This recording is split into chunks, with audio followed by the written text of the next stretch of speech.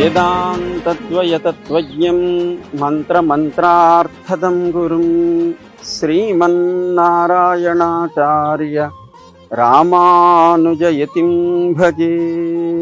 స్వతంత్ర ఉద్యమ సమయంలో అటు స్వాతంత్ర సమరంలోనూ ప్రవేశాన్ని కలిగి ఆ తర్వాత ఆధ్యాత్మిక ప్రపంచంలో ఒక అద్భుతమైనటువంటి పునాదిని వేసినటువంటి మహనీయులు పరమ పూజ్యులు శ్రీ శ్రీ శ్రీ త్రిదండి శ్రీమన్నారాయణ రామానుజీయ స్వామి వారు. యావత్ ప్రపంచంలో విశిష్ట అద్వైత సిద్ధాంతాన్ని, రామానుజ వైభవాన్ని చక్కగా ప్రకటిస్తున్నటువంటి మహనీయులు, మనందరికీ కూడా ఆచార్యులు, ఆరాధనీయులు పరమ పూజ్య శ్రీ శ్రీ శ్రీ త్రిదండి శ్రీమన్నారాయణ రామానుజీయ స్వామి వారు. వారి గురువు గారు శ్రీ శ్రీ శ్రీ త్రిదండి శ్రీమన్నారాయణ రామానుజీయ స్వామి వారు. ఈ శ్రావణ మాసంలో వారు కూడా అవతరించినటువంటి ఒక ఉత్సవాన్ని మనం జరుపుకోబోతున్నాం. ఆగస్టు 13 శ్రావణ మాసంలో ఉత్తరాభాద్ర నక్షత్రంలో స్వామి అవతరించారు.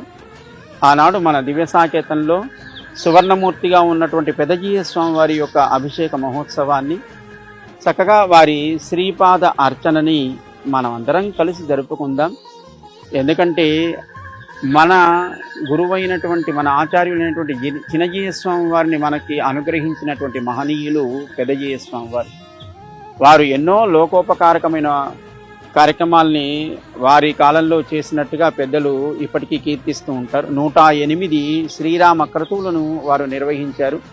యావత్ భారతమంతా 9 సంవత్సరాలు అవిచ్ఛిన్నంగా. అలాగే 108 సాధ్యాయ జ్ఞానయజ్ఞాలను నిర్వహించారు.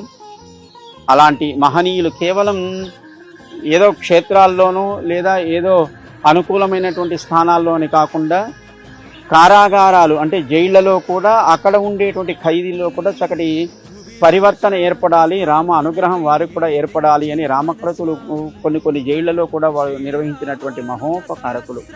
వారు అవతరించినటువంటి ఈ శ్రావణ మాసపు ఉత్తరాభాద్ర 13 ఆగస్టు మన దివ్య సాకేతంలో చక్కగా స్వామి యొక్క సేవని మనమంతా జరుపుకుందాం. పెదజీయ స్వామి వారి యొక్క శ్రీపాద అర్చనని అందరూ కూడా వచ్చి పాల్గొని తరించవలసిందిగా ఆహ్వానాన్ని తెలుపుతూ జై శ్రీమన్నారాయణ.